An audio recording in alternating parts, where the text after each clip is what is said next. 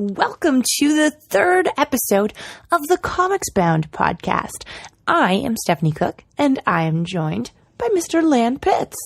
Who is also waking up. Oh. I was going to say roofied, but okay. Oh, that's even... Whoa, that implies somebody had some fun. There's no one having fun right now. I mean, maybe you just like roofies. I don't know. I mean... Nobody likes those. They're just bad. We're just going to... This is a bad way to start this show. This is not a good way to start this. This is like on par with the first episode and like DC Stillborn. Like that's... DC Stillborn. Oh, it's such a good joke. It's good. I'm really excited because Civil War comes out this week. I finally get to see it, like the rest of us peasants. Not unlike you, who already saw it months and months and months and years ago. My editor's sitting down for it right now because he just hit me up. Because the only reason I woke up was because he messaged me about a story, and I had actually already done it about an hour ago before I laid down. For your nappy nap? So I was like, "Yep, thanks for reading." So I don't know. It was funny. We have some fun. But yeah. I'm very excited. Should be. I just got done reviewing the Marvel Legends Civil War toys that Hasbro sent us, so that should be up sometime this week before the movie hits. I want toys. Everybody wants toys. I didn't keep all of mine because I'm running out of shelf space, so I kept the MCU Captain America and the Build-A-Figure Giant Man, which I guess isn't really a spoiler at this point because they have a lot of Giant Man merchandise. But anyway, Scott Lang, who has been known as Ant-Man, actually becomes Giant Man in this movie. What? Yeah. I mean, I'm okay. That's I don't know if you knew that or not. I didn't. You didn't? I feel bad, but That's there's okay. like Giant Man merchandise all over the place. I didn't know that because I've been avoiding literally everything. Oh, now I feel like an asshole. So anyway, that's okay. Go down to your local Target and check out the Lego aisle. That's okay. Target closed in Canada. Giant Man set already for sale. We have a special guest coming on this week's show. Speaking of we do cool things that you can find in Target. We have Mr. Ted Naifeh on the second half of the show. I'm glad you actually got his name right. I usually have to correct people. One of us usually has to correct people. So I am like on a roll with names that other people probably mess up, but somehow I get. Meanwhile, John Smythe. I don't know. That was not funny. Yeah, okay, that was just not funny. Anyways, we're going to be talking to Ted about his new upcoming cool project and some cool fantasy things, right? Yeah. The project that he's going to get into is called Knight's Dominion. It's kind of like the Avengers, but in Westeros. But how I talked to him about this last month. We're old friends. I think I've known him for maybe almost 10 years at this point, which is really weird, but it's more Conan than it is Middle-earth, and he'll explain it later on. And we're going to talk about like all things fantasy comics, Rat Queens, Ravine, just the Dungeons and Dragons comic from the 80s from Marvel, Warlord, just anything. I don't know. He's going to talk about inspirations and stuff like that, and I'm a big fantasy nerd, so yeah. Maybe you can actually, like... I can chime in on this one. You can chime in on this one, right. Yeah, it's not like wrestling. Are you still recovering from Danny, the our friend Danny, who's doing the story with Jen Woodall for that, she listened to the podcast because I texted her and I was like, you were like, you need to cover this project, so I don't care if you understand wrestling or not, you have to listen to the show. And she texted me and was like, I've never heard you so quiet in my entire life. And I was like, that's fair. That's fair. That's fair. But right. I'm excited to not be quiet and to talk about some of the comics we didn't really get to last week. I've read stuff, Lan. What did you read? What did you read that was really good? I read Dept.H, which also reads as Depth. Because it's underwater. Anyways. Oh, okay. So it's the new comic from Matt and Charlene Kint. And basically it's this woman who's trying to solve the murder of her father. And the murder has happened at the literal bottom of the ocean, in this underwater facility, which still houses the killer. So she's going down. I was going to say downstairs, but I mean it's a lot of stairs. She takes a submarine downstairs. Why do I keep saying downstairs? God damn it! Down to the bottom of the ocean, where she begins the process of trying to figure out what happened to her father, and figure out which one of these people sabotaged the project and killed him. And all of these people are people she knows and is known for forever. I had no idea what this comic was about before I read it, and I just jumped into it blindly, and I freaking loved it. It's very Jeff Lemire-esque art, if you aren't kind of familiar with Matt Kint. It's sort of like Underwater Welder or Trillium, that sort of style. So if you like that, the style of art at least, I think you'll really, really dig the art in this book. I also read this book called The Deep by Nick Cutter, and it's very similar to that. It's this mystery that's kind of happening underneath the water at this station at the bottom of the ocean, and it's a really fantastic and terrifying book, very Stephen King-ish, and it was kind of a bit like that meets Scott Snyder's The Wake. Yeah, and the final thing I'll say about it was there's just a lot of really cool subtle moments between the characters, and they conveyed so much backstory without kind of overdoing it. There's just a lot of moments where you know exactly what's going on without having to be over-explained what's happening. It was really, really good. I'm very much looking forward to the second issue. I have a question. You ask that question. Is this anything related to Dept.H from Marvel? I don't think so. I think this is from Dark Horse. Okay. Because Dept.H, as soon as you said that, there's no way the book itself could be Dept.H. No. Do you know what Dept.H is? I don't. Tell me. Dept.H was the branch of the Canadian government, which I'm surprised you didn't know this. Oh, that Canada? And monitored the superhuman activity in Canada. I love Canada. Well, I would hope so. Don't we all love Canada? My friend came over and she was like, well, very briefly, she had to drop off some stuff at my apartment, and she was like, had a really bad day, and she's like, I really want to eat something that bleeds. And I was like, oh, you should get steak or pancakes, because it's kind of like they cry maple syrup. That's it. Oh. That's so yeah, that's what made me think of. As soon as you said Dept.H, it's why do I know that name? Because it's not. It's not Reliant K, because that was that Christian ska band. Yep. There was another band with Department in it, I thought, and so yeah, no, Dept.H. It hit me at the last second. It was that's the thing that that oversaw Weapon X and all that fun stuff. Well, not the Marvel comic. This one again is Dark Horse, but it's very, very good. I highly recommend it. It came out a couple weeks ago now. Okay. I have more things to talk about, but I'll let you say something you read, because we're a team. Tag team. Yeah, and go. So I read a few things. I obviously the big thing that hit last week was Batman number 51, which ends the run of Greg Capullo and Scott Snyder on Batman, which is probably, I guess, the most. I don't want to say famous, but it's the most critically acclaimed run of any of the new 52, and they basically won the Battle Royal of Last Team Standing. Of course, Jonathan Glapian was replaced later on by Danny Mickey, who was Capullo's old inker back in the Chaos days. But yeah, it was a very it was a love letter to itself, and I'm very positive for what is to come.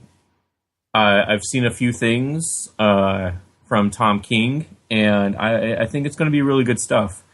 So I think Batman and that whole world is in good hands. But I mean, you have Snyder and a slew of artists on All-Star Batman, and of course James Tynion on Detective Comics. So I don't think the quality is going to decrease or anything like that. I also finally got to read Wonder Woman Earth 1, not Year 1. Yeah. Wonder Woman Earth 1. Not a fan. No. I love Yannick's art. Did you also like Dr. Paquette? Did you notice that he put himself in the comic as a doctor? Yeah, and it's just, I don't know, there's something even from like the get-go.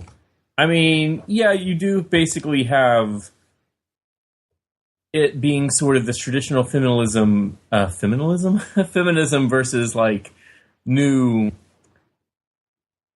section sort of feminism, and it's just really, really interesting. But it's going to be interesting to see like how that book holds up in like 10 years. Because I mean, this year is the 10th year anniversary of All Stars Superman, and that book is constantly still praised. So it'd be interesting to see, how Morrison's stuff is looked at through a telescope, as it were, from just, far away, and if we're still examining it and stuff like that. Yannick's art it's pretty. It just, storyline-wise, just did nothing for me. And I think it's kind of interesting coming from Cliff Chiang and Brian Azzarello's New 52 Wonder Woman run, because I don't even acknowledge the Meredith and David Finch stuff. So I think it's, if you look at all those covers, Diana is in like a position of power. She's always in control. And I think it's interesting to consider the Earth 1 cover where she's chained and sort of looking defeated. And she doesn't really seem all that powerful. And I don't know, it's just really, really weird to see that sort of power play. I mean, it's pretty, but it also is just, it was definitely made for the male gaze. I guess I can say that. I know, like, I shouldn't like it. Like, I feel like a bad feminist for liking it, but, like, I really liked it. I know that's, like, mean, but I did. I really did. And that's fine. It's okay to, like, not like things or to like problematic. This is comics. No, that's not true. You're not allowed. You're not allowed at all. You are disallowed and uninvited. Yeah. So, yeah, that's what I read. And after it was being hyped from, like, all these critics and friends and fans, it was just sort of, oh, okay. I want to go back to Batman 51. So, sorry, this is the new team, right? No, this is the last issue with them. Yes. Oh, okay. And was it a good, like, did it, like, wrap up their book really well? Like, it didn't really, it wrapped up to a sort of way where we see the good that Batman actually does. We see that he does make a difference. And that, to me, should be, that kind of gets the message across that he's at least doing, I don't want to say doing his job, because, it's not his job. No one employed him to do this. This is, I mean, to be fair, he just was naturally already rich. He was inherently rich. Just sort of like, he put this burden upon himself. It's true. I mean, that sort of idea. So that's the sort of thing right there. It's beautiful, and it reads like a love letter to the Batman lore. What came before? And well, no, it really reads like a love letter to this specific run that they've had. There's a lot of throwback issues throwback visuals to it, and especially like the first issue where he's facing all the villains in Arkham, and it's very similar. It mirrors a lot of what we've seen before. So I enjoyed it. Especially if you've been loving this stuff thus far, I think it's one of the best issues out there. Very especially cool. from last week. And then I read some stuff that comes out like tomorrow and this week. So, is there anything like one from that pile that you think everyone should pick up? Becky Cloonan's Punisher. Oh my God. Did you get a physical copy of this? No, it was. I see like reviews up and I'm already so jealous. Like I want to read this in my heart of hearts, like so badly. It looks so good. Let me wink. Let me see what I can do. Oh, this just fell off a truck. Yeah. Metaphorically. No, I'm so looking forward to this. I love this whole women writing these male characters after like so many years of the opposite. Like Ming Doyle working on Constantine, and I love Becky working on Punisher. I'm so stoked to see what she does.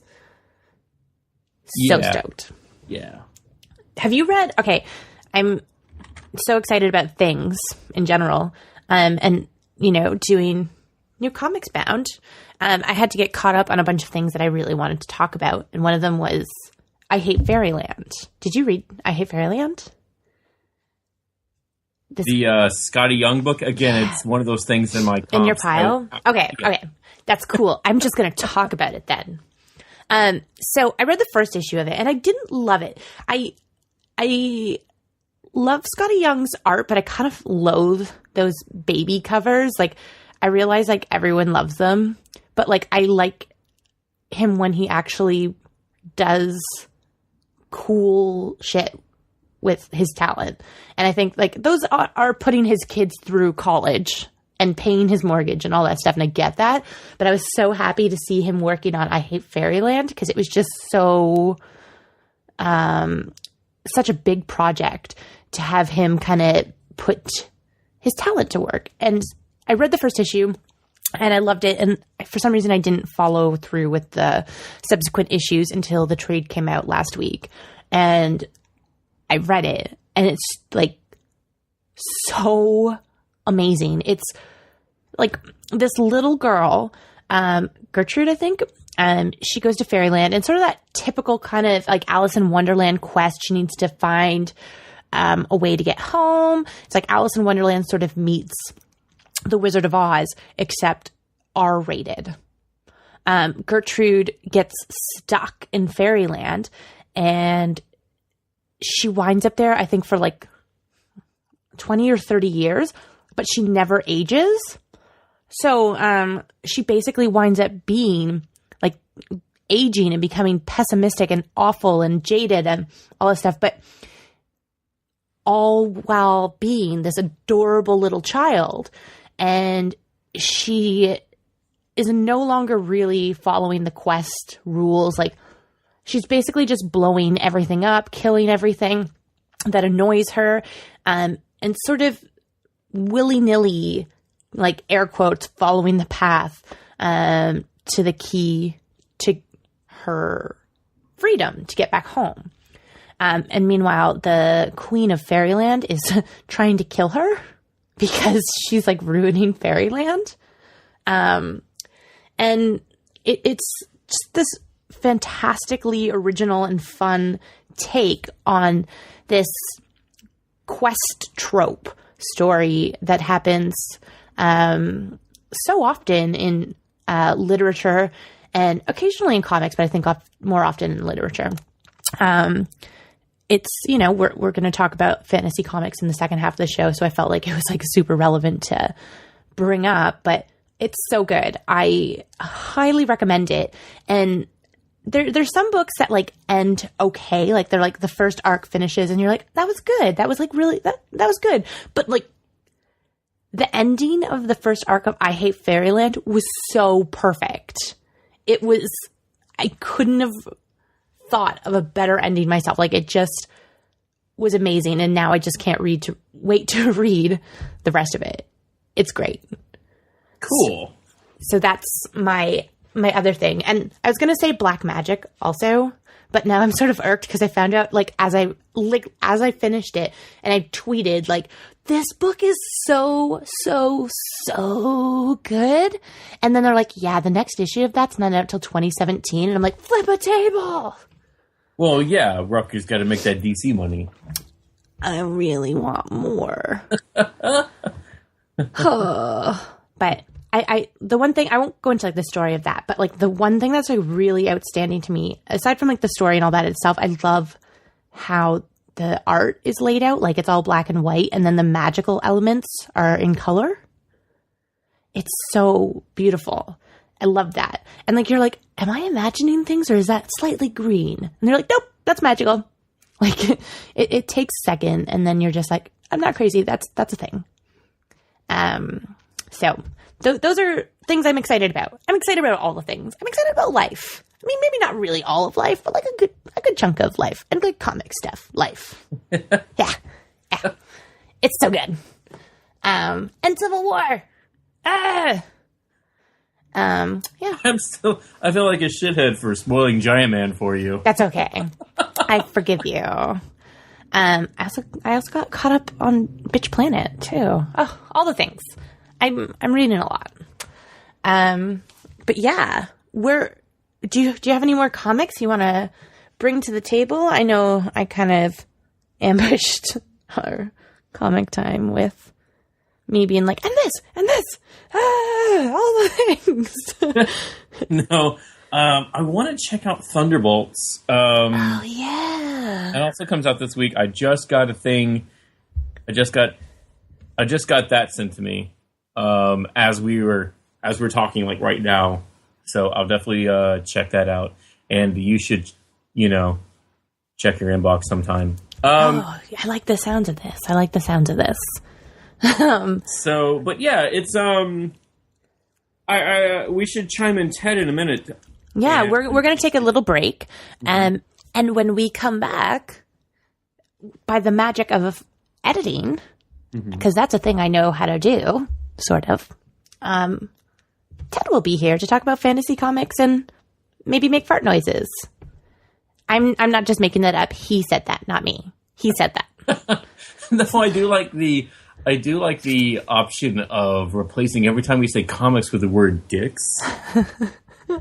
It's like the fortune cookie thing where, like, you just, like, I mean, this is adding onto it, but, like, you read the fortune and then at the end of it you say in bed.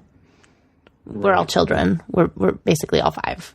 But on that note, we will take a very short break. We've only been here for a mere 23 minutes, but we're going to have lots to talk about in the second half of the show, and that's all pertaining to cool fantasy comics and what Ted's up to.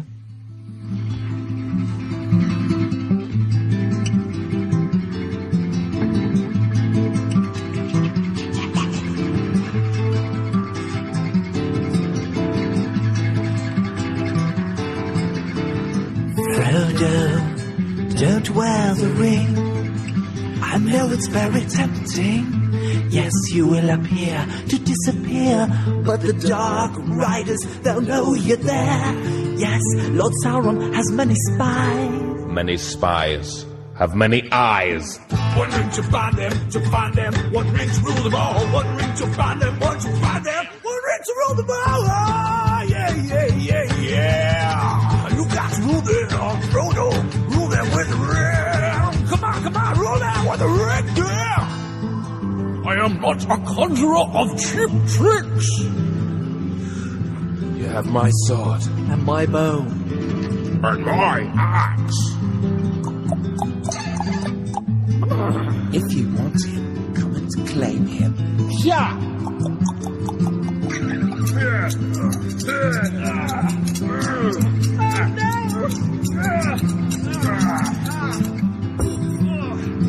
It's no use, we'll never make it. There's thousands of them and only about 7 or 8 of us. Oh no! We made it. Oh, hooray! Yo, Frodo, what you doing wearing the ring? All powerful jewelry, is that your new thing? I know it's hard when you're little more 3'4", little also comes the floor. Trying to lead the fellows through the gates of Mordor, the fellowship, yeah, the fellowship. I don't rap about bitches and hoes, I rap about witches and trolls. Passing on the words of the Elven King. Wisdom to all, Frodo, don't wear the ring. Frodo, don't wear the ring. Magical bling bling. You'll never be the Lord of the Rings. Dwarfs, elves, human beings. Don't know what it is, it's a Lord of the Rings. Welcome to the second half of Comicsbound. And as promised, we are joined by Mr. Ted Naifeh. Ted, thank you for joining us. Hello, thank you for getting my name right. You are so welcome. I praised her earlier for that. Yep. Yay. You and Chewitel Ejiofor are the two names I can only ever get right.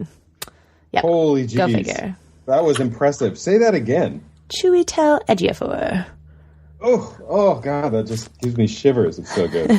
I know. I am a bizarre creature. Precision language. It's my Canadian shenanigans. My Canadian roots. Canadian shenanigans. Yep. Very nice. So I understand. I mean, Lan obviously knows all about this already, but I've been told a little bit about your project, Knight's Dominion. Ah, yes. So do you want to tell us a little bit about that? I feel like you might. I feel like maybe that's something you're excited for, possibly. I am, yeah, it's a little embarrassing how excited I am about this project. It's, I had so many sensible projects that I was thinking about lining up after my last book, which was called Princess Ugg. And then this completely ridiculous, absurd idea just kind of kept nagging in my head. And what it is it starts off with a thief, an assassin, a magic user, and a cleric. They all meet in a tavern, and they're there to meet a bard who has a plan to break into a dungeon and steal a treasure. And I thought, wouldn't it be fun to start a story off just like a D&D adventure? There's something undeniably romantic about just the tremendous excitement and possibility of the opening moment of a D&D adventure. And then I thought, well, but then it would turn into a superhero story. That would be the way to go. I just wanted to do superheroes in a fantasy setting.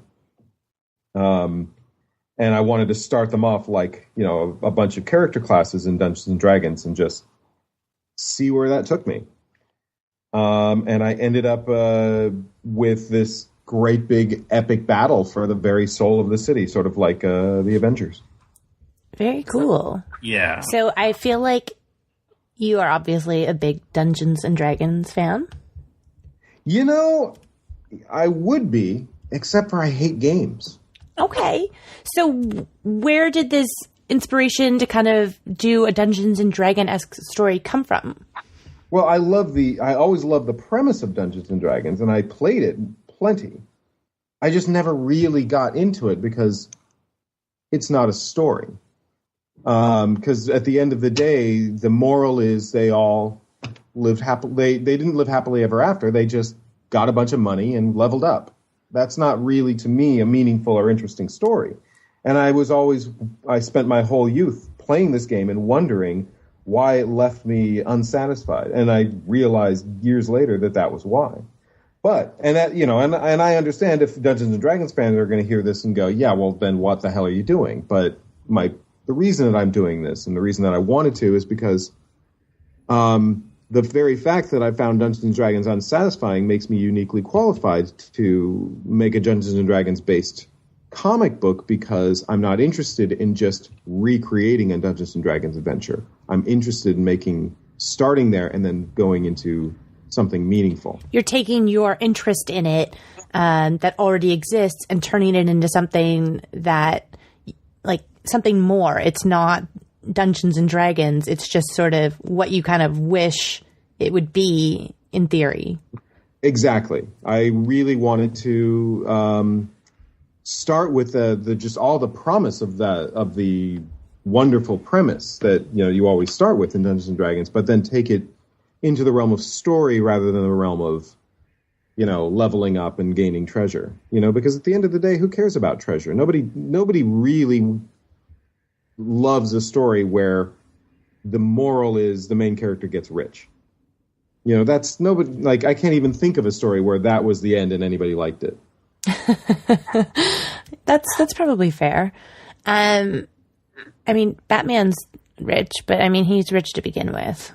He's rich to begin with, and like the riches, of course, the whole point of Batman is all the riches in the world are no consolation. They're no replacement for a thing that, you know, so many people that aren't rich have, which is a loving family.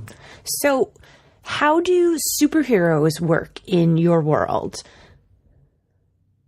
Well, I mean, that's these guys, you know, because I started with the basic Dungeons and Dragons classes, but of course I wanted to give my own unique twist on them because, you know, what's the point of just, you know, doing something that's been done a million times?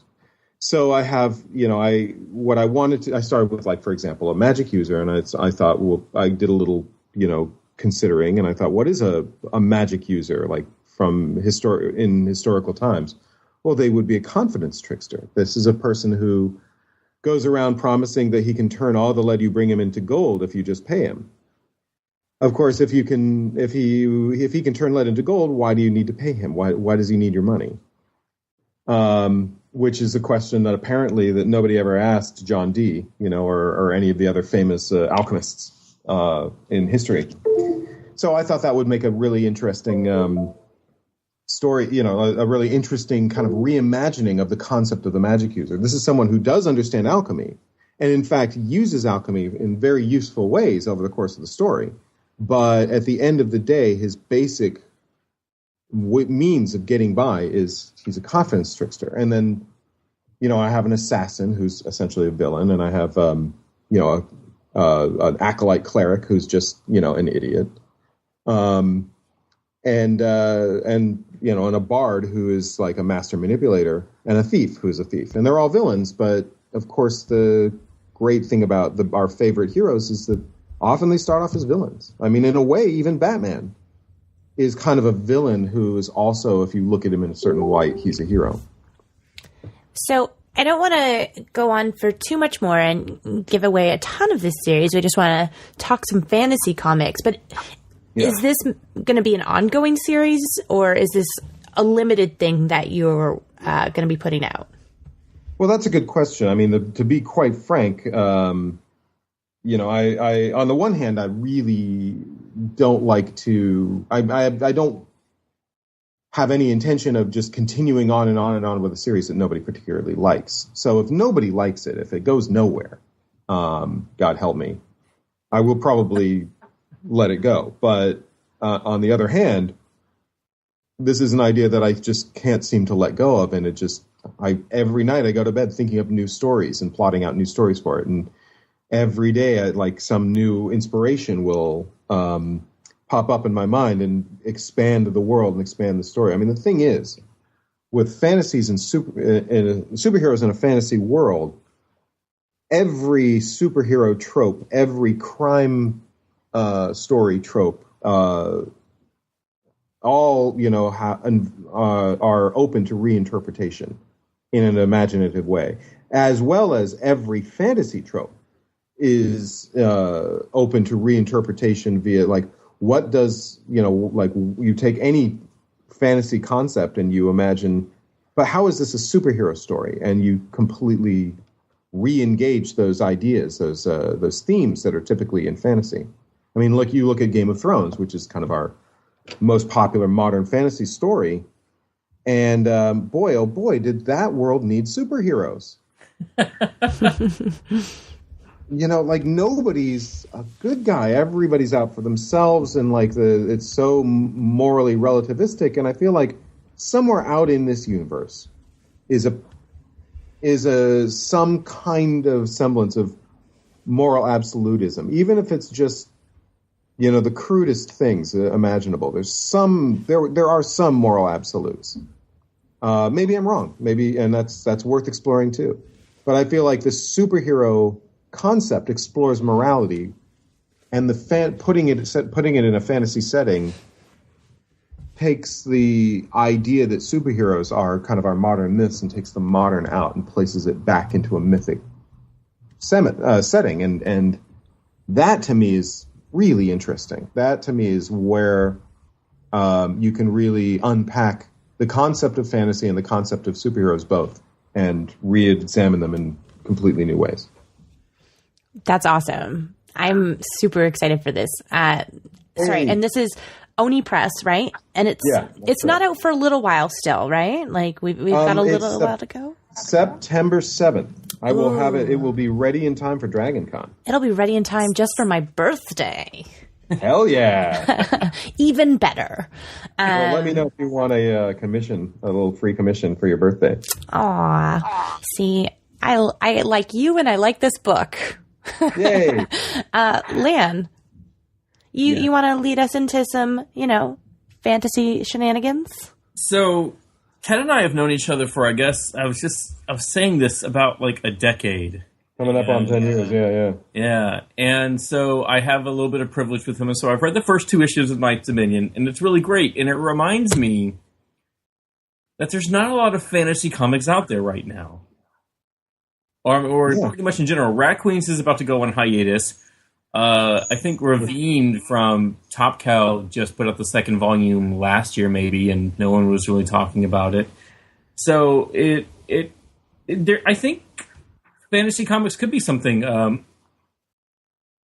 genre that could easily make a comeback if need be. And I think Night's Dominion is a really good way of putting the keying the ignition again, or whatever the Middle Earthian analogy of that expression would be.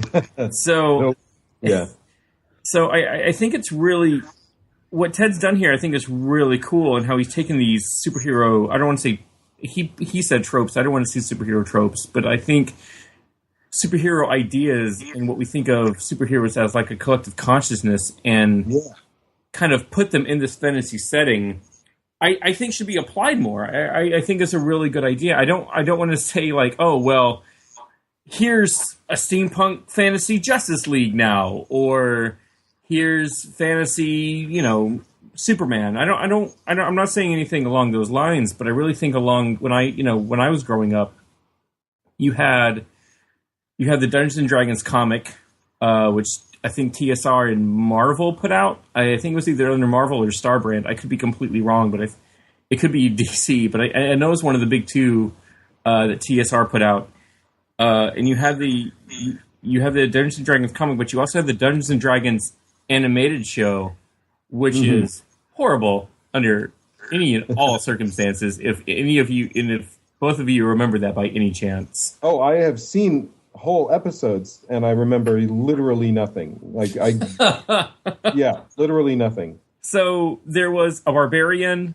It was weird because they weren't like just simple classes. They were like subclasses. Like instead of the rogue, she was the acrobat. There was the barbarian. And a rogue is a subclass. A rogue, it was thief, and then a rogue was a subclass of thief. And so if acrobat is a subclass of rogue, that's not really.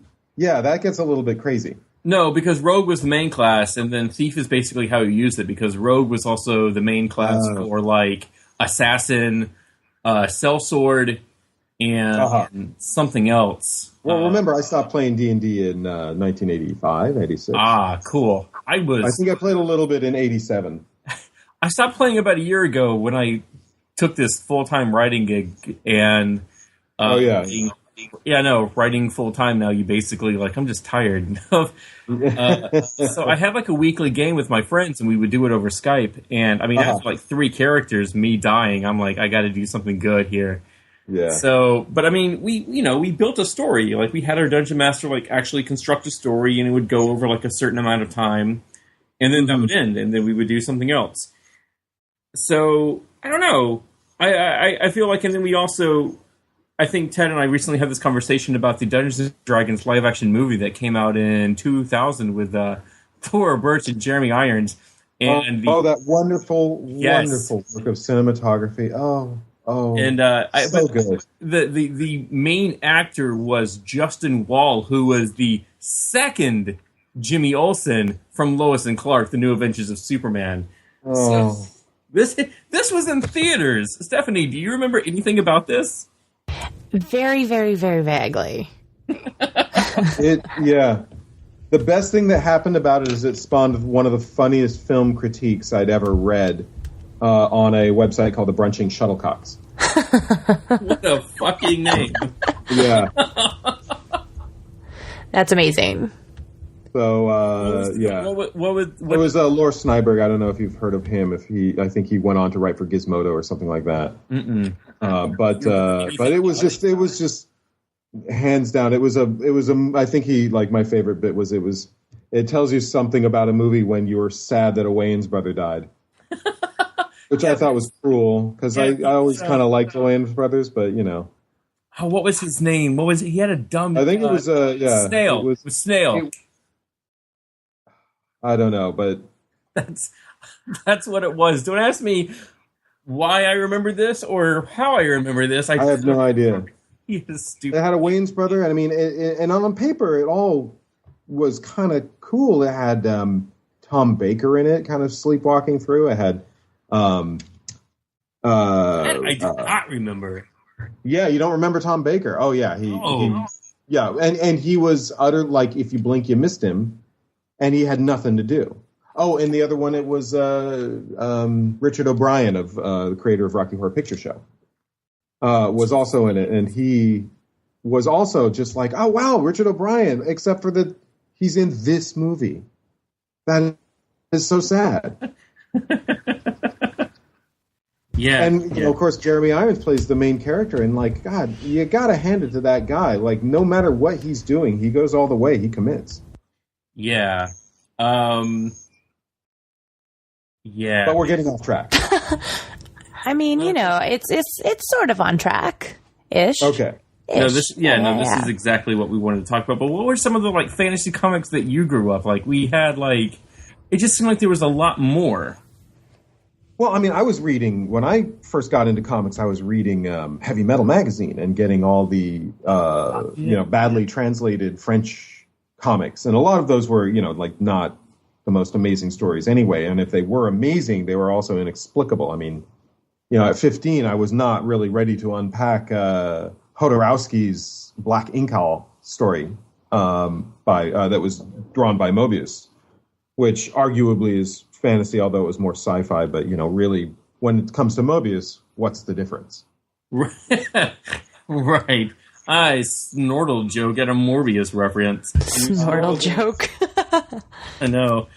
But yeah, it just, I don't know. I kind of like, as a guy who loves Tolkien, Wheel of Time, Sword of Shannara series, and all that, you know, stuff that I was basically ostracized for in high school. And then, you know, right out of college, Lord of the Rings becomes, you know, the biggest thing ever. So I don't know. I'd love to see, I mean, it would never happen in my lifetime. I don't know. Who knows? But I'd like to see like a genuine Harry Potter adaptation in comics. Oh my God, that would be amazing. I mean, the guy who I would, you know, who... I mean, to be fair, there's like sort of Harry Potter-ish. I mean, the Unwritten is like... The Unwritten was good. I mean, it was... It's obviously its own thing, but it's so very heavily, like, it's like Schmary Schmotter. Like, that's the lead character's name. Did you ever read As they say, the serial numbers are filed off, but you can still... Right. And, like, I like it, and it totally turns into a completely different story and has, like, a completely kind of different take entirely, but you can tell that it's, like, based on that in the same way that, you know, for instance, the books... The Magicians are very, very heavily based on Narnia. Well, Magicians could easily be called parody. Because it's so, I mean, really just black parody, but very, very clearly, like, it was not just... No, like, the kids, like seriously... It was Narnia. Yeah, like, it's... and again, I can't think of cleverer names than this, but it's like Schmarnia, and like the kids are named, like, not like Lucy, but like... Lassie and Edmund instead of Edmund. It's like Pevensies. They were something else, but it was similar enough. I can't even remember the name of the world, but I actually hated that book. Not because it was a parody or a copying Narnia. No, it just wasn't good. It's just for me. I mean, and I'm sure it's good if that's what what you were looking for is what it offered. I mean, I'm sure it's fine. It's just that. It was, you know, it presented me with one of those, very much like Game of Thrones, it was a fantasy world that I had no interest in seeing and in going to. I would never want to set foot in that crappy fantasy world. Are we talking about the Magician series? Because I know there's a sci-fi. Yeah, it was Lev Grossman, I believe. The Lev Grossman Magicians, yeah. The books and that got turned into the TV show on Sci-Fi. Yeah. Okay. That is, all right, because I know about the series, I'm not too familiar with the actual book series. Yeah, there's a trilogy, and then the trilogy got turned into the TV show. I'm admittedly being very harsh. Like you said, like, if you like it, you like it. Like, I know a lot of people that love it. But, and like, I can appreciate the aspects that are good, but like, there was just not enough for me. Like, I didn't like the characters. Like, they're all awful people. They're pretty self-absorbed and unhappy, and I don't, I guess you're going to be a little bit awful if you're unhappy, but the thing that was frustrating to me was that, like, if the reason I love fantasy is I love the wish fulfillment of it, and I love the idea that magic comes into people's lives. To me, there's a meaningful metaphor there. Magic comes into people's lives, and their lives just get better. And depending on what and I feel like there is a school of thought, and I feel like it's reactionary, that, well, no, nothing makes life better. Life is just crappy. And I don't subscribe to that school of thought. And to me, when I read, like, Game of Thrones, which, is clearly a brilliantly written book, but, the fantasy of most fantasy is the most otherworldly, unrealistic part of fantasy is that the good end happily and the bad people end unhappily. And that's why I like fantasy. And that is just off the table for Game of Thrones. Which is why I have so little fun watching it, and eventually I gave up. And so, like, I'm a big fan of sad stories with happy endings. Which is what I tend to write myself. And I found that, like, with the Magicians, it was just a miserable story with a miserable ending. Courtney, your Courtney Crumrin series is kind of like that. It's a sad story with a happy ending, very much so, yeah. Are you familiar with that series, Stephanie? Yeah, I actually have it somewhere. I just have, it's like in your piles. I haven't read it, I'm sorry, but I do actually own it. Oh, okay. So I'm sorry. But really I own it. I paid money for it. It's on my shelves. Okay. I'm a terrible person. Who the heck has time to read comics these days? Not us, not people who review them for a living. But I mean, don't you think that a fantasy, the first job of a fantasy world is to make it a world that the reader would want to visit? Right, and I feel like a lot of books, even that doesn't really sell their point across. I think.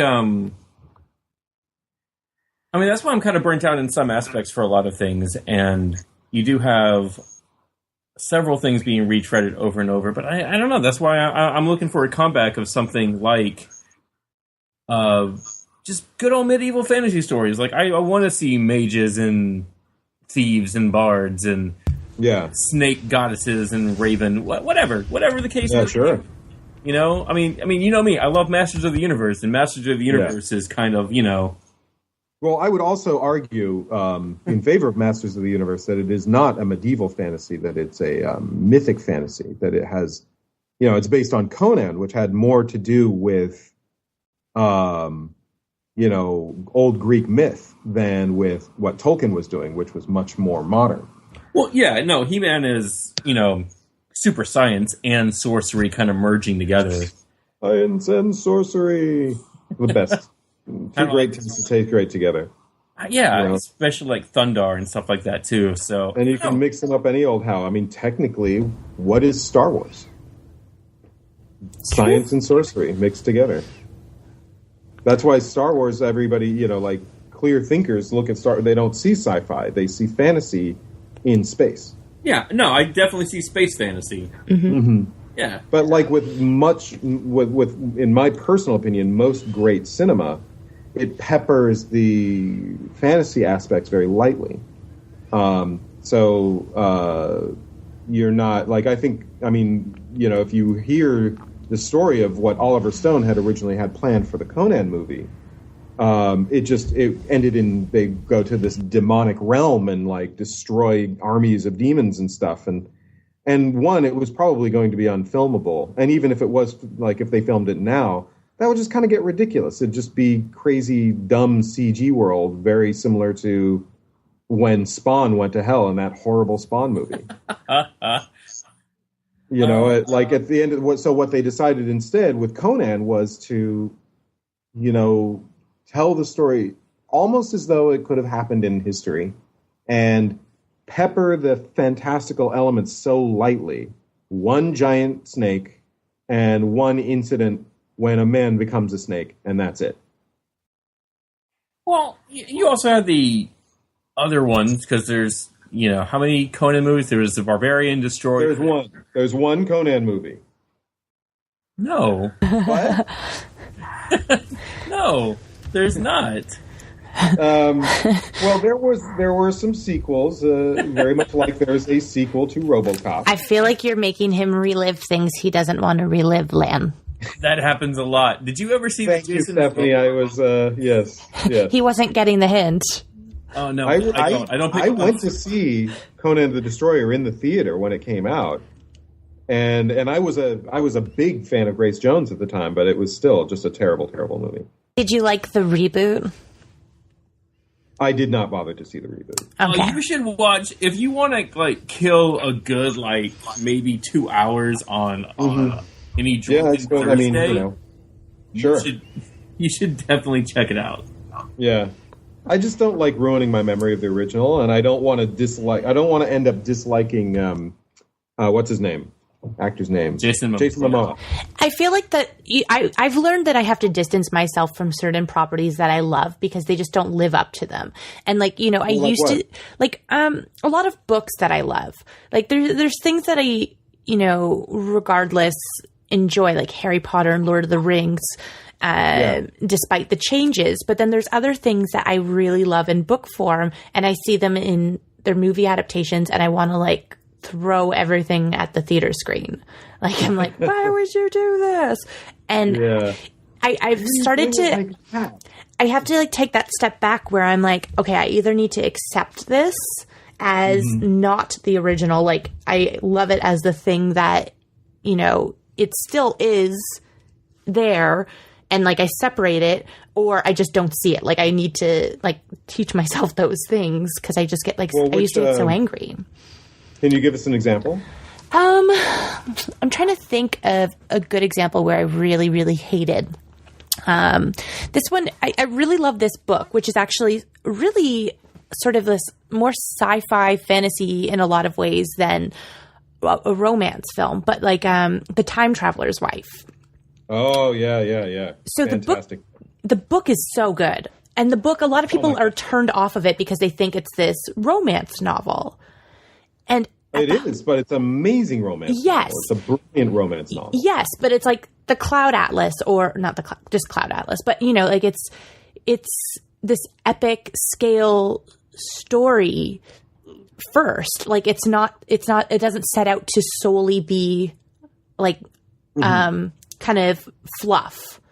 You know, there's this huge story about this man, Henry, who's chronologically impaired and doesn't have like, and that's like what they actually call it, right? Like it's like, and they turn the movie into exactly what you would expect the book to be, which is just kind of fluff. And like that took me a while to just be like, I got to separate. Like that's a different thing. Like I can still love the book and not the movie, but I mean, that's not like comics or anything specifically, but you know, I feel like so many people don't want to check out that book now because they think it's one thing and not this kind of what it actually is. I totally understand, but I think it also speaks. It speaks with the movie. The movie was a failure because it just was clearly phoned in by everyone. Nobody was really passionate about it. And you can feel the lack of passion in everybody's performance, in the way it was just skeletoned together and executed. Just every shot was just I mean, skillfully done, but with no innovation, with no like sense that they cared whether people saw it and went, "Ooh, that's something new and I've never seen before." And the story itself was presented as though it was a rote story, even though it's not. It's an incredibly powerful story. Yeah, but it also speaks ill of most romantic comedies that they have such a bad reputation. Because, I mean, some of my favorite movies of all time are romantic comedies. They're just the ones that they reapproached the genre. Like Four Weddings and a Funeral is a great example. Yeah, I feel like they definitely have taken a hit in the last couple of decades. Like, they've really been that genre that you poo-poo. And admittedly, for poo-pooed out, some movie exec thinks that you just stick romantic comedy in the word romantic comedy in one end of a pipe, and out of the other end of the pipe you get money. Like Mother's Day and Valentine's Day and New Year's Eve. Was it New Year's Eve? Yeah, I mean, but all by the same director. Like, how is that a thing? And occasionally it works. You got something like My Big Fat Greek Wedding that. It made. I'm watching it, going, people liked this, and yet people did for whatever reason. But if you don't like it, you shouldn't be trying to replicate it. Mm-hmm. And it feels like most of the ones that don't work are made by people who don't like romantic comedies and are just doing them because they assume that they can crap out some money. Yeah. And I mean, that's like the reason that I love comics is because nobody's, comics are kind of a ghetto medium. Nobody's paying attention. They don't require a lot of money. And so who cares if, who cares what anybody's doing? So I can just make up an idea and do it. So we've kind of digressed away from fantasy, and that was mostly my own fault. But Time Traveler's Wife is a wonderful fantasy story. It's one of my favorite books of the last decade. Same. I feel like people, I get made fun of a lot for that one, and I'm like, no, like I anyone who's like, ugh, that romance book, and then I wind up like spending the next 30 to 40 minutes like telling them about it, and they're like, okay, I won't say your books suck. I'm like, yeah. How angry do you get? It's like when you and Brett last week told me that Tim Hortons was like whatever place in the South. Yeah, like that. I was like, how dare you? Landon, have you read this book? The Time Traveler's Wife? Yes. No, I know of the movie. That is it. Oh, God, don't. Yeah, there is no movie. There is just no like movie. There is no sequel to Conan. And the follow-up book that she did, oh my God, Her Fearful Symmetry. It's completely different, but it's so good. Is it good? I'm totally going to read the hell out of that thing. I admittedly, like, when I first finished it, I was, like, angry at it. I, like, kind of was like, I hate this book. And then as I kind of, like, sat with it more, I realized I actually loved the whole thing. Like, how she crafted the story and went about telling it. And Audrey Niffenegger, she actually writes a ton of really bizarre comics. Yeah. Yeah, she has like one called like I guess they're more illustrated stories like than comics, but she's a very visual person. So she's a pretty extraordinary creator. But yeah, I mean, now I'm just like so excited. I love talking about fantasy stuff. I'm like thinking about Legend and like the movie. Yeah. Yes, that's a beautiful road wreck. When I used to work for this movie store, we had it was huge, the giant bust of Tim Curry's Evil. His name was Evil. Oh, Darkness. I'm sorry, Darkness. Evil was the villain in Time Bandits. Oh, so good. In a bad way, but like good. Oh yeah, and it was sexy. But, I mean, of course, it was also a movie where they just took the screenplay and threw it away and just made it up as they went along. That was one of Ridley Scott's first movies. Well, he had done Blade Runner. And that was Tom Cruise's first movie. What? No, that's incorrect. Really? Incorrect, sir. Oh, what is it? Tom Cruise's first movie was, it was before Risky Business. It was something else. Let's Remember, to the IMDb. the early 80s, and it was just Tom Cruise's first movie that was relevant to you. I guess so. That is how I like. Yeah. Before I saw You were Rocky just Horror, like me, and you thought Risky would Business play was on just TBS. Yeah. Yeah. Whoa. I'm currently on Tom Cruise's IMDb page, and, like, he's going to be in The Mummy. Like, I feel like... Oh, wait. Is he playing the Mummy? Okay, Yeah. I feel like, never mind. This is not a reboot of what I thought it was. Everything's fine. Carry on, everyone. No, Universal is redoing, like, their whole schmick. Yeah, their whole... Again? I'm so confused, but I feel like it's okay. Everything's fine. But his first movie was called Endless Love. Okay. And then The Outsiders was the big one. I think I've seen Okay, I totally forgot he was in The Outsiders. Now you Yeah, remember. I'm almost sure I've seen Endless Love as a little bitty kid. Man, Back in the Zero day. impression on me because I was not I was way too young to even know what the hell falling in love was about, and or to give two poops about it.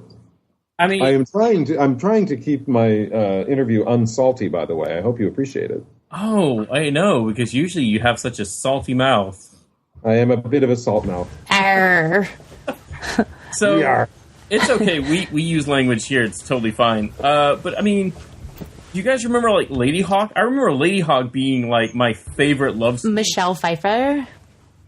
Yeah, Oh, totally. Michelle Pfeiffer, Rutger Hauer, and Matthew Broderick. And that beautiful horse. Holy jeez. Rutger Hauer going around on this like really rare horse breed that was just this big, giant, black, feather-hoofed. Is it better than Shadowfax? Oh yeah, by leaps and bounds. 10 times better.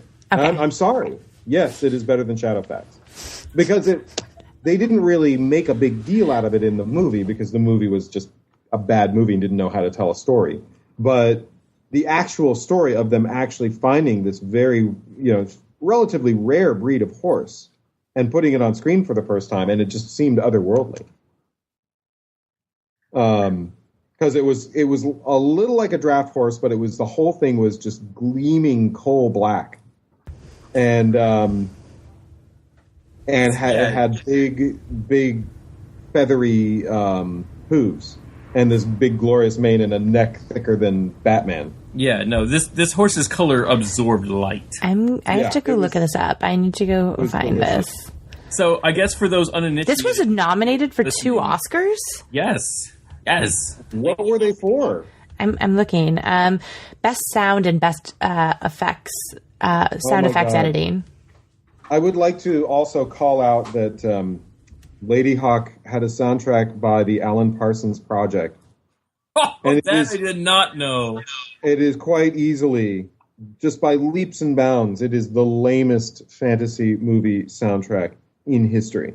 I don't know, because I love Tangerine Dream's Legend soundtrack, but Oh, no. What? No. Tangerine Dream's Legend soundtrack in a certain light is actually quite good. I'm saying it's great because it's really weird when you listen to the Jerry Goldsmith soundtrack. Oh, yeah. It's really, really weird. I'm looking at the IMDb page, and I realize I should just call it IMDb, but whatever. IMDb. I've never seen Willow. You've never seen Willow? I know. I have tried to see Willow. Willow! Okay. Willow was also like one of my jams because, again, I was a kid of the 80s, so fantasy movies, there was like 1,000 that was produced a month. So, I mean, you had like Dragon Slayer, you had Excalibur, you had the one Conan movie. That one Conan movie. But here's the you had Lady this is Hawk, the thing. you had all these, but Willow And was the Never-Ending Story. It Let's was not the forget the Spielberg one, Never-Ending Story. Never-Ending Story, yeah. Which scarred me. Like, I was scared of... I was scared of the dark for like years because of Gamork. That thing scared me. Like, Oh, okay. yep. No, Willow really was the first real movie that gave me nightmares. Like when Bav Morta puts the pig spell on over the soldiers, and that legitimately gave What me happened? nightmares. I don't remember this. What happened? All right, so they're going to storm Bavmorda's castle. Sasha had already turned against her mother and has lined herself up with Willow, the rebels, and Mad Mardigan. Mm-hmm. So they approach Bavmorda's castle, and she just like, oh, well, you really think you can hold up against me? Well, guess what? You guys are nothing but pigs. And then like they start falling down, and they're transforming into literal pigs. Which is that's very Greek. That's Cersei did that in the Odyssey. Yeah, so very cool. And she also did that in the Justice League episode. Yes, she did. Same lady, same trick. Yep. So, there was this prosthetics because you had ILM, I think, working on the makeup and stuff. Again, I could be completely wrong. I know that George Lucas did the story, and it was directed by presumably the makeup was like Ron Howard or somebody like that. You know, because I don't think ILM was a makeup company. They did visual effects. Okay. But, so it was probably like Tippett or Rick Baker. I'm assuming. Well, yeah, because Tippett was more visual effects. That makes sense. It was quite likely Rick Baker, but who knows? I don't know. I'm that out of my butt. No, that's totally fine. But Willow is George Lucas essentially telling the story of The Hobbit. Yeah. Kind of in a super cheesy 80s way. Oh, right. But it works. Like, everything about that movie, like, I haven't seen it in maybe, I want to say, 6 years or so. But even then, like, it held up. I don't know, in my opinion. Like, the acting, I mean, there was nobody cooler than like Val Kilmer to me at that time. I see. Well, there you are. But you have to understand also, Landon, that you have, like, we've discussed this before, you have a very different take on, you love meta.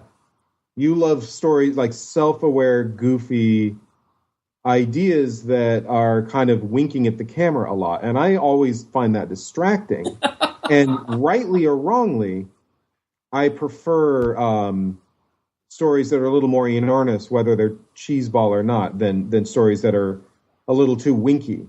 Which is why I love Conan, but I don't really credit the sequels. Right.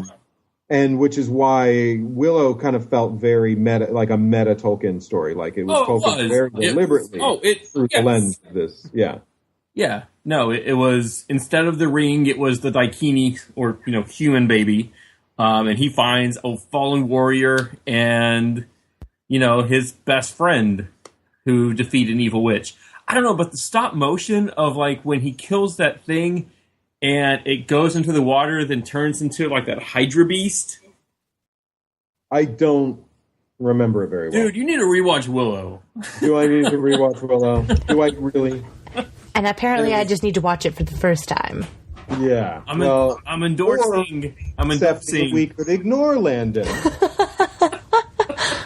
And move on to other things. Okay. You could, but why would you? I recently saw The Dark Crystal for the first time, like, last year. Whoa! That movie, like, I don't know what that would have been like to watch as a kid. Amazing. I mean, as a kid, that is me.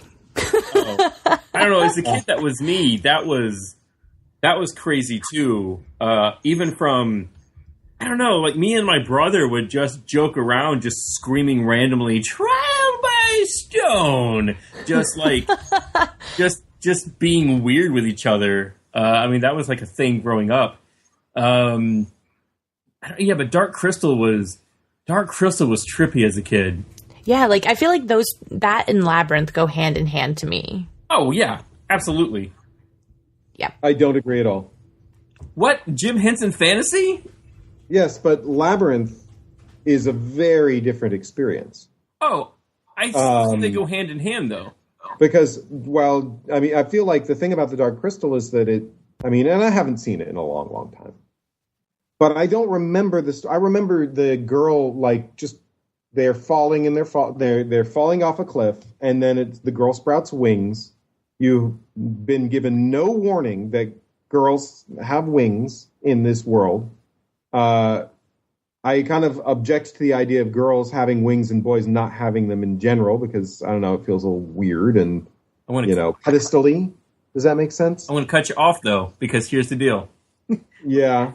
Jen, who was the main character, the Gelfling, wasn't raised by other Gelflings. He never interacted with Gelflings. He was raised by mystics. Which basically, it sort of kind of set up this Deus Ex Machina solution to a problem, but not really. It's cute when she's like, I don't have wings, and she goes, of course not. You're a boy. Because, Yeah. Yeah, no. So for me, I mean, the Dark Crystal was just like a bunch of stuff. It was a bunch of fantasy tropes all kind of jammed together. Yeah. But it didn't feel like a story. Like it just felt like nothing more than a collection of tropes. Because they did what you hate, and I know what you hate in a story, Ted. What do I hate in a story, Landon? Starting a fantasy movie with a 10-minute prologue. Oh, I loathe that with all my being. That's what you Did hate. Labyrinth need a prologue? Nope. No, it did not. When they remove the prologues from, like, say, Dark City, do we miss the prologues? Or Blade Runner, for that matter. Do we miss the prologues? We do not. We actually like the thing better, far better, without them. What I noticed, I remember watching this terrible movie called Aeon Flux. But it was a great TV show. Oh, well, of course, yeah. I mean, that goes without saying. But the TV show, what made it great was they didn't explain anything. It was just messed up. They let you catch as catch can. And what I noticed as I got older is that the older I got and the more I watched each episode, the less explanation I needed. The more I said, oh, no, this story, it is what it is. It's a good, solid, complete story. It's just all in innuendo and subtlety. But it's not... It's not I thought it was abstract at first, and then it turns out it wasn't. It was totally, a rock solid story. It's just done with incredible subtlety. And then, of course, the movie was the opposite, where they spend 5 minutes just telling you about the world, and then the next 20 minutes you realize, oh, you're just showing me what you just told me. So by minute 25, they've rendered the entire opening monologue completely irrelevant. And I found myself thinking, why did you tell me all of this stuff before it mattered to me? All they did was alienate me from the story and make me wish they would just get on with telling me a story instead of telling me a bunch of pointless facts about a world that I had zero investment in. And that to me was like, that always bugs me in stories. I didn't even like it in Lord of the Rings. It's kind of necessary for Lord of the Rings. Is it? I feel like if you're going to adapt it, especially when you're going to take out, especially since the Lord of the Rings is essentially the sequel to The Hobbit, and especially when you have The Hobbit removed, I feel like, a quick prologue about the construction of the rings is kind of necessary, because I don't want fucking Gandalf explaining me the rings for like 15, 20 minutes in character dialogue. Why not? Why is that less good than Galadriel? Explaining it in the cinematic. I just think having no idea who she is. I just think in a cinematic presentation, Ted, that it moves better. Well, I didn't think it did. Now with Pacific Rim, I thought it worked perfectly. Oh, I love Pacific Rim. Oh, because who doesn't love Pacific Rim, right? It's so good. Because somehow that just worked. Everything I wanted out of that movie, I got within the first 3 minutes of the prologue. What do you mean? There's a dimensional rift at the bottom of the ocean, and that's where monsters come from? Perfect. Yeah. I swear to God, I went to this screening of it with some friends, and my cheeks were my hands were on my cheeks the whole time, and this kid happy expression. My mouth was open, and it's just my eyes were twinkling. I was just this is the best thing I've ever seen in my life. At the end of it, I'm sitting there after a roller coaster being again. Yeah. I saw that movie with my mom, and I don't think she got it. She wanted to go see a movie, and I'm like, this is literally the only thing I want to see right now. So, I mean, if you want to go see this with me, that's fine. If not, I'm going to go see it by myself. It's filmed in Toronto, and in my heart of hearts, if they film Pacific Rim 2, I will find a way onto this set. It is my mission in life. Well, Ted, you're kind of friends with Gimiro. I mean, No, I've never met the guy. He just likes my work. well, that's still something. That's something. So, I mean, and he just tweeted a couple of days ago, like, a new image. Yeah, he did. What was it? A really cool Jaeger. Well, It's a Jaeger. Well, it's Gypsy, Yeah. it's Gypsy Yeah, Danger baby. with like an Jaeger undressed. baby. Yeah, It kind of looks like it's Idris Elba, isn't it? it's you can't see his face. But it Oh, no, he's back. No, I mean, it that's could be- the it thing. could be That was the thing that made me not die. I wasn't dying for a sequel because it wouldn't have Idris Elba in it. Because See, in my version of it is like Yeah. a prequel, and I kind of hate prequels, but I want to know Idris Elba's story there because like there's so much you could between do. the credits and between the movie starting and the actual like story kicking in, there is a world full of storytelling. Like, there's a whole universe that they build. I would also watch an entire movie based on the Russians, and I realize they will never do that, but I would watch it. Those guys were awesome, and we didn't get nearly enough of them. There's this on Tumblr. There's this artist, Amy something, and she does like an extended story, like an extended post-credit scene of the Russians, like how they crawl out of the water with their Jaeger and everything, and it's amazing. But it went so viral on Tumblr that she did like this whole series about like the Russians in like this ridiculous cartoon form. Nice. It's so funny. I will have to find it and show you, but it's so good. So, but yeah. But Lan, I mean, I tried to get when I was a teenager, I made my dad read Watchmen and read Dark Knight and a couple of other things that I really liked, and he just didn't get it.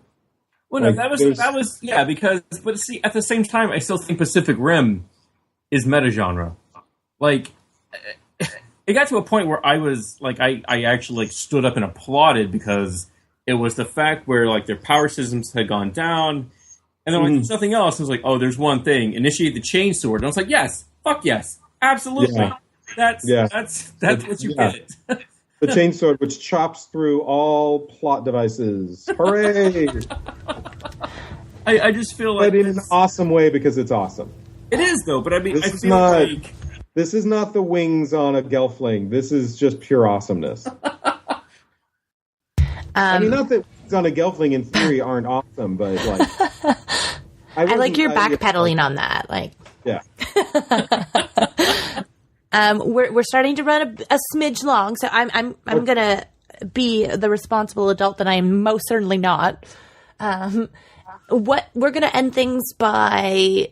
What is your favorite fantasy, either comic or movie?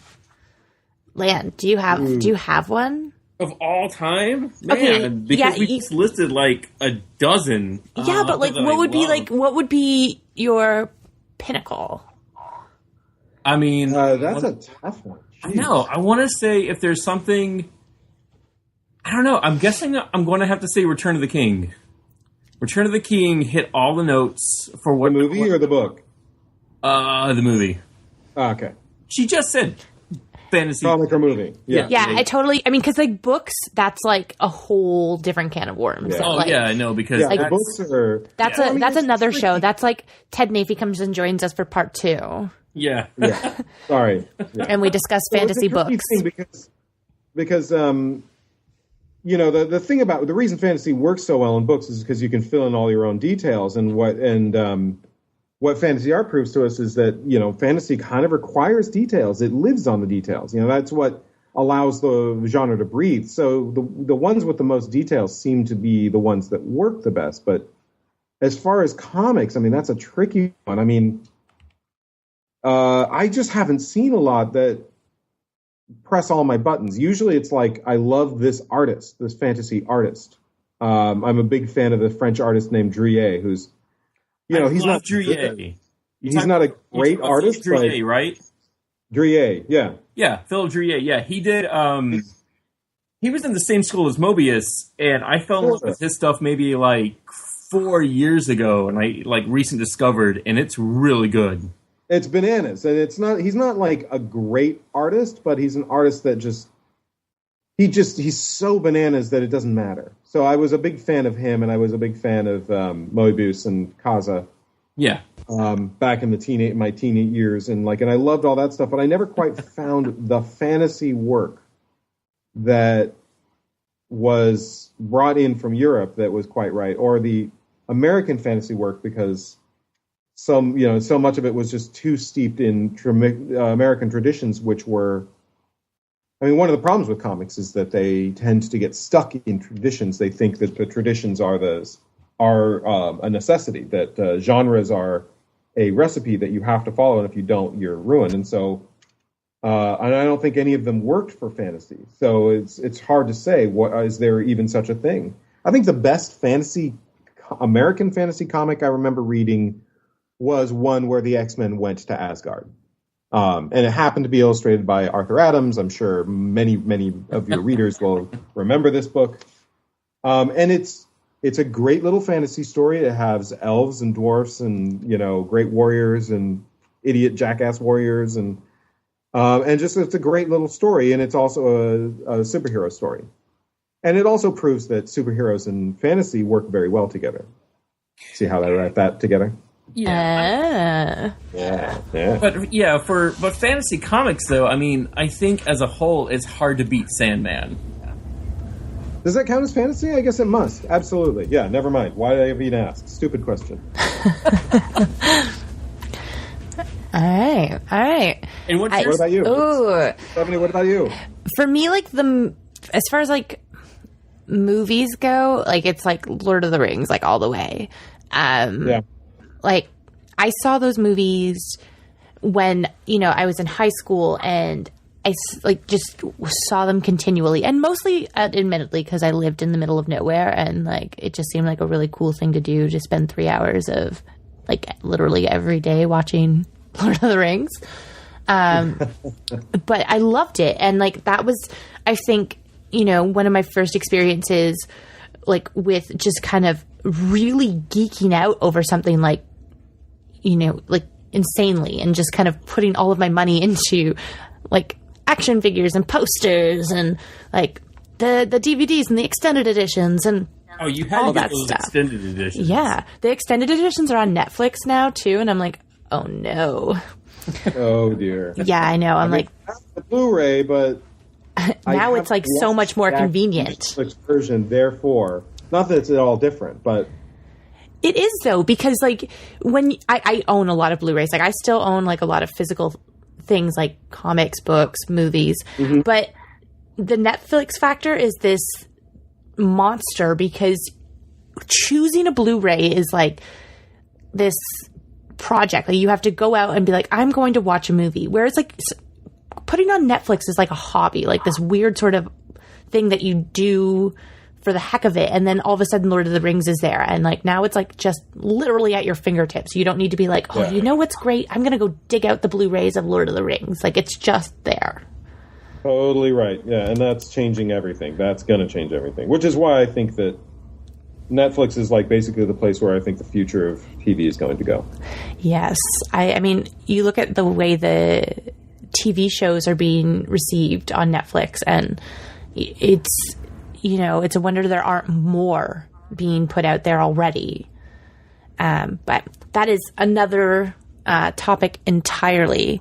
For this week, we're going to wrap things up and call it, I was going to say a night, but it's a night for us, but probably not for you guys listening. But Ted, where can people find you, and how can they pre-order Knight's Dominion? Well, it's not up yet.